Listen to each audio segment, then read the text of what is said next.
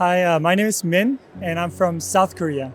Here in GC, I was here last year, and here this time we'd like to uh, share with people what we do as a company and what kind of ministries we do. We are a soy milk company and a seaweed company, and with our revenue, we support Adventist schools in Korea. There's about 28 Adventist schools, and we've been donating up to 75 million US dollars. So we are a huge part of our ministry is about supporting Adventist education. We brought 4 different items in case regarding soy milk, and among them, I think ginger flavor was like one of the best. Yeah, people had the best reaction about that, and I think that's because in the American culture or Western culture, ginger, like ginger ale or ginger beer or something like that, right? Those are very popular. So I think ginger flavor is something they're very used to. So I think that product was a hit. And other than that, the black beans was also very popular, and the walnut one was also very popular. I was working somewhere else, and then I got a call from someone I knew, and that person told me that someone she knew is looking for somebody who can do the international business. And so I thought about it for some time, like a week, and then I said yes, because back then I was working for a different organization or a company, and then it was not non-Adventist, and so I thought, oh, it'd be nice if I can do something with Adventist companies.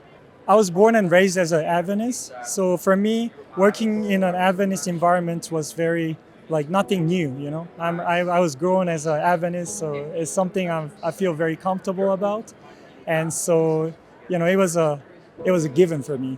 But like most of the young people, when we turn 20, it's we make the personal choices whether to stay in the church or to leave the church. And many of my friends, I feel so sad about it, but I see them, they left the church.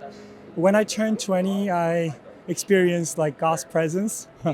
And then my personal relationships with God was built more stronger than before. And so I decided to stay in the church and dig into the truth more deeper. And I realized that everything is, I believe in the Bible, and I believe in the biblical truth that we are introduced to. So that's why I stayed in the church. But sometimes you need some special experiences to grow in God. And I cannot say I'm fully grown. I'm still like struggling, and I'm still like not as good. But but in God's eyes, I'm still developing, and He sees my potential. But one of the most experiences that I can remember at the moment, among all the other things, is when I was living in Canada.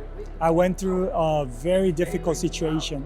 Like, I'm not gonna tell you in detail about the situation, but it was so difficult that I thought about so many,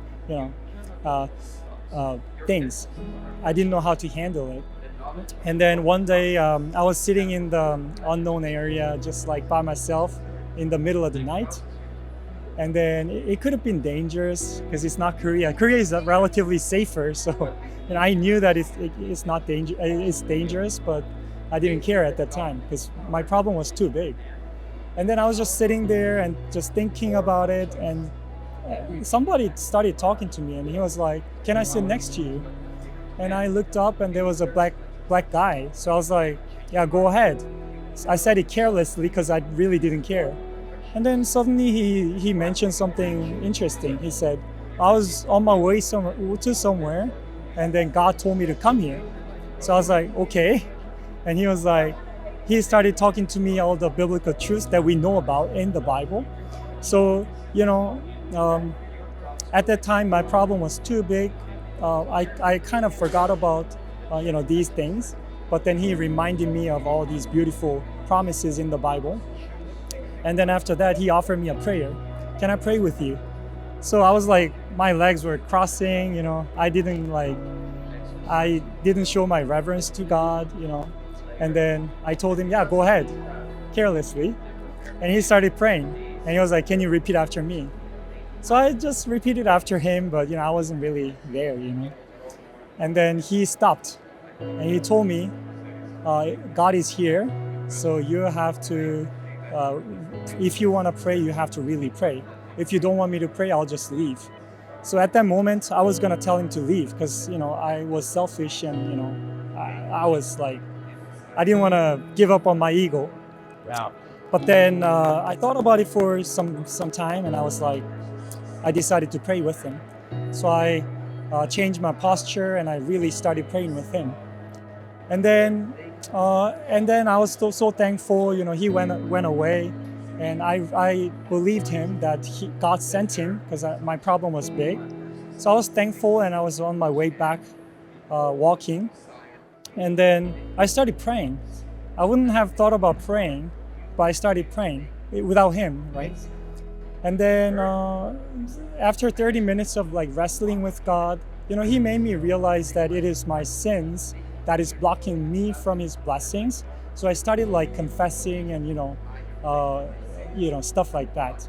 And then after 30 minutes, something warm came to my heart, and it started spreading all over my body. And I suddenly felt the presence of God, and I felt like, oh, I can do it better from now on. I gained strength, and my mind completely changed. So I was like, thank you. But I was so tired at the time, so I was praying to God that, in the Bible, Peter, walks really fast to somewhere, right? So I was praying to God, I'm gonna just close my eyes and walk, you take me home. And then as I was walking like that, a car stopped by me.